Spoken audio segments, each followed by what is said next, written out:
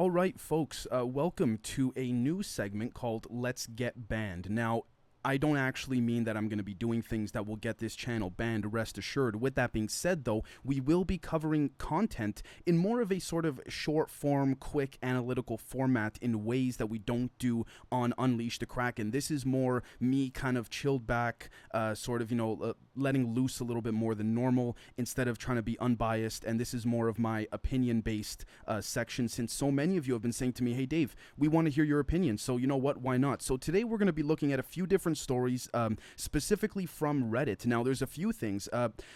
I don't know what's happened to Reddit. I have to be honest with all of you. I do use it quite often. I noticed even in the last 12 months alone, there's been a significant increase in what seem to be bots. And in addition to all of that, there's also been a massive form of censorship, even on these subreddits that are conspiracy-based and things like that. Now, I wanted to start today's episode with a very interesting post from this user right here, posted by u/djanalbeads, or DJ Anal Beads, I guess. Anyways, I found this pretty interesting because he says here, take a look. The biggest conspiracy of all is the mushroom conspiracy. Here's why. Okay, there's the stoned ape theory, which I'm going to be honest with all of you. I don't know what that is, if any of you would like to inform me. But take a look at this. You can only buy one type of mushroom at most stores, and they even call it different names. Portobello, button, baby bella, criminy. These are all the same mushroom. To me, it looks like they are trying to deceive us by making it look like we have variety when we don't. Mushrooms really are medicine. They are full of nutrients, and everyone is scared of them. Now, before I go on, I just want to say, because this is the first episode of this segment, you folks might be saying, Dave, why are you reading some random guy's post on Reddit, even if he got, 500 upvotes or something like this? And I'll tell you folks very shortly why. This guy actually makes a pretty decent point. The best medicine we have is antibiotics, and it comes from fungus. Why wouldn't other fungus fight other bacteria and viruses? Well, they do. People aren't educated about them and fear them. Now, again, I am not a doctor. This is not medical advice by any stretch of the metric, but I do want to say as well that, again, as most scientists have said pre-COVID, before, they kind of had to change their narrative, if you will, and again, I got to be careful saying that, they said that some of science's best tricks on a human level come from nature. They do. Some of our best tricks come from nature. Many respected scientists have said that, including Brett and Eric Weinstein. And take a look at where Brett Weinstein more specifically is now because of his YouTube strike, bringing on Dr. Robert Malone, one of the alleged inventors of mRNA, or at least a major contributor to the curation and formation of mRNA. You could see Google is now trying to take him down, remove him, censor him. But it seems as though that he has enough credibility to be able to stand up straight, if you will. Now, let's carry on. I'm not going to read all of these, but let's take a look. In ancient China and ancient Egypt, mushrooms were only for royalty commoners who were punished for having them. Were only for royalty, and commoners were punished for having them. On the Joe Rogan show with Paul Stamets, Paul had to stop the conversation when Joe was prying for info on portobello mushrooms, and he said, I can't talk about this because I could get killed. This is when it gets interesting, and this actually kind of ties back to some speeches that Mr. Phil Schneider had given as well. So take a look at this, and I'm not sure if the user himself is even familiar with this. The oldest mushroom fossil dates back 800 million to a billion years old. These things are incredibly evolved and don't even need to have sex. You can break them apart and more will grow and faster. This is even a cultivation method. To put you in perspective, we only date back around 300,000 years. Now, there is, in fact, folks, a video of Mr. Phil Schneider at allegedly one of his last speeches saying that there have in fact been mushrooms and other types of metallurgies that have been found dated anywhere from 200 million to 833 million years ago. So that does in fact make you think as well, right? And for those that would like some information on that speech, you can shoot me a message or send me an email if you like. Now take a look at this. A lot of people believe you can travel to different planets and areas in space when you eat psychedelic mushrooms. Maria Sabina is a Mexican shaman who gave mushrooms to celebrities and royalty once Westerners discovered them for enlightenment. The Beatles and Rockefeller even got mushrooms from her. Now this is cool. I fasted on foraged mushrooms for 2 months and pooped out dead pinworms. This happened 4 years ago. This makes me think about the scene in The Matrix where Neo gets bugged. Metaphorically, the red pill work well synonymously. Okay. It also says there are mushroom cave paintings around the world depicting bulls and mushrooms on the ground. Could this imply that they ate mushrooms and became artistic and were explaining that? End quote. So, what I find interesting, folks, and again, this is not a mushroom episode, but this is one of the very important and significant conspiracies I think is being covered up today because of how much, I guess you could say, dissemination of propaganda there is. Mushrooms seem to be quite interesting because I myself have taken mushrooms as of very recently, a handful of times. I never have before. Other people have told me, Dave, I took mushrooms with a couple friends and we all saw the same things. So could it be that there is some type of frequential energy that is emitting off of our bodies when we take the mushrooms that may in fact activate the pineal gland or something of the sort that would allow us to do this? Now again, you might say, Dave, okay, hold on. You're just rambling and we ask these questions all the time. And I say, yes, granted. The point of this, folks, is to try and stimulate a conversation, try to make connections where we can in a much more relaxed way so you don't need to feel as, uptight or what have you, I guess, or as focused, if you will, when watching these episodes compared to other ones, because other episodes that we do definitely require focus. But anyways, that's the mushroom thing. Let's now take a look at this right here. R/Epstein. Trump took a sudden interest in pardoning Ghislaine Maxwell when discussing who to pardon, according to a new book. Now, I want to make something very clear. Just because, in my personal opinion, I lean more conservative and right-wing does not necessarily mean that I'm not going to be covering stuff on the right wing, or in this case, Trump, right? So let's take a look. How much legitimacy is there to this? So we take a look at Business Insider. How much do we trust Business Insider? It's hard to say, right? But Trump discussed Ghislaine Maxwell when considering who to pardon, according to a new book by journalist Michael Wolff. Trump said in July 2020 of Maxwell, "I wish her well." Now, this is interesting.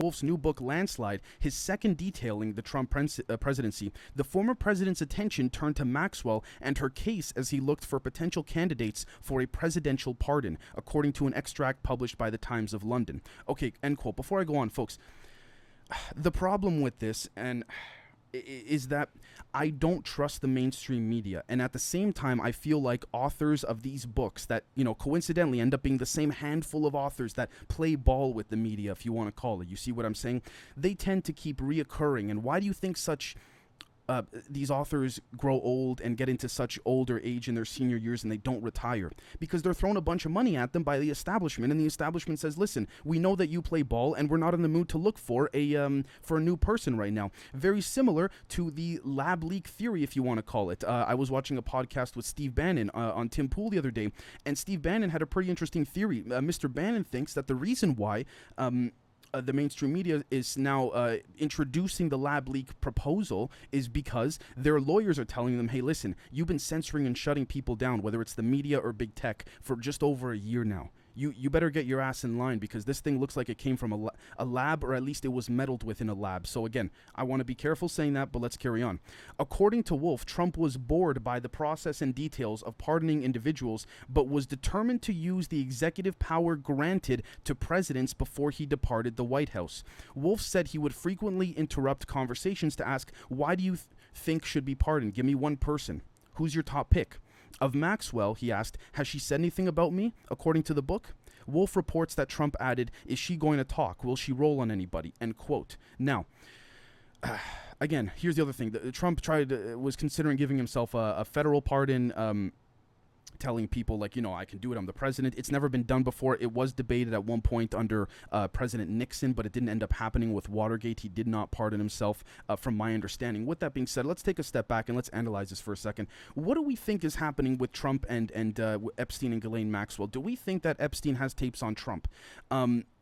Look, I'll be honest with you folks. One thing comes to mind personally. There was a falling out that allegedly has been confirmed by many sources, friends, witnesses, eyewitness accounts, you name it, right? Off the record people, on the record people, that Trump and Epstein split ways. I think it was like 2004, something like that. It was early to mid 2000s. It was over a purchase of a property. Epstein had outbid Trump and got it. Now, we don't know if it was outbid. Could it be that Epstein had used some information that he had on Trump, or some footage rather, to do this? Now, with that being said, let's look at the other side of this as well. Do we think that Trump even engaged in any sexual activity on the islands or anything like this? Again, I'm not trying to put Trump down, but we have to call things like they are. We have, for example, a case where Trump said that I think it was in 2014 or 15. right before he ran, he said something about, don't quote me specifically, but he said, Prince Andrew loved that place. If you ask him, it was a cesspool. And he said, just ask Prince Andrew. This is on tape, folks. So could it be that Trump knew and he wasn't there? Could it be that this is just all pure, dirty intelligence speculation to try to take Trump down? Excuse me. And I'll be honest with you, folks. We gotta play both sides here, right? Now, look, the whole thing when Trump wished Ghislaine Maxwell well. If you see here, look, when asked why you would wish such a person well by Axios reporter Jonathan Swan, Trump replied, she's now in jail. So yeah, I wish her well. I would wish you well. I would wish a lot of people well. Good luck. Let them prove somebody was guilty, end quote. I mean, look, some can argue he's towing the line, but he's not exactly wrong. With that being said, maybe he didn't explain himself correctly. I'm not going to be the one to defend him. However, it could be interpreted that when he wished Ghislaine Maxwell good luck, it's pretty common sense. You know, her boyfriend or whatever allegedly committed suicide, which we all know was not the case. It turns out that in a lot of ways, it seems as though that Epstein, if he did commit suicide, or commit suicide with air quotes, was in fact assisted, because his bodyguard Igor had mentioned this on an on-the-record phone interview, but then later declined to comment on some details with the interviewer and then hung up the phone. So that's interesting. So with that being said, this is another form of conversation that we're trying to spark here. And the reason why, folks, I want to bring this up is because it makes you think how much now in the post-Trump era, if you want to call it, even though we can argue it's not really we can argue he's permanently changed the spectrum, or if you want to call it the landscape. But how much of this do we think is intelligence, mainstream media propaganda? How much of it do we think is Trump actually at fault for? That's the thing, right? And that would be really cool for you folks to put in the comment section of what you all think. Now, the final story. Now, usually in these segments, we'll cover 2 or 3 main stories. So let's take a look at this Reddit post right here. And actually, folks, just to give you a sneak preview, we'll also be doing the next episode of Let's Get Banned on this most recent Stephen Greer documentary, which I have watched. I would like to watch one more time before I do an analysis on this. But anyways, let's carry on. This person asks, this is from u/s_Gawai. If Stephen Greer, can summon UFOs with meditation, then why are there no HD photos? He has made so many documentaries. I'm sure he can arrange some high-powered telescope camera from different angles and take at least one clear effing picture. Is that too much to ask? This baffles my mind. His whole purpose is he wants people to believe in ETs. Then what better way than this? Okay, so we have some replies at the bottom here that, you know, some people are saying he's a disinformation agent and things like that. Excuse me.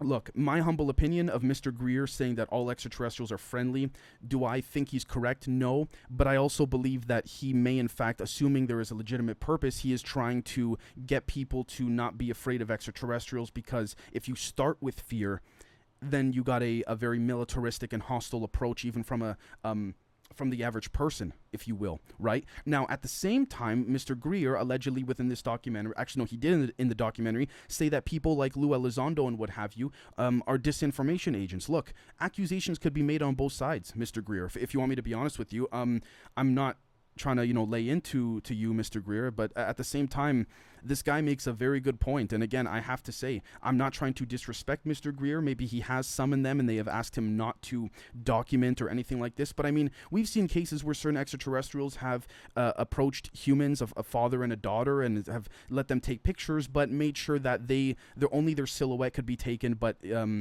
not their actual body, because some of them were human looking and they didn't want to be recognized when mingling amongst the rest of humanity. However, the proof was that they let this father and daughter into his craft, or its craft, or whatever you want to call this extraterrestrial, and you name it, right? So again, he makes a great point. He really does make a great point, and I'm going to be adding to this, and this is one of the reasons why I wanted to cover this last, because the next Let's Get Banned segment will be covering this. So again, it's a very good point. I'm not trying to disrespect Mr. Greer whatsoever, right? Because I'll tell you right now, I know what it's like having a few UFOs outside of my apartment personally and seeing them, right? People not believing you, right? It's frustrating, but that's the way it is. So again, to say that Mr. Lou Elizondo is a fraud is a little bit, again, ironic, if you will.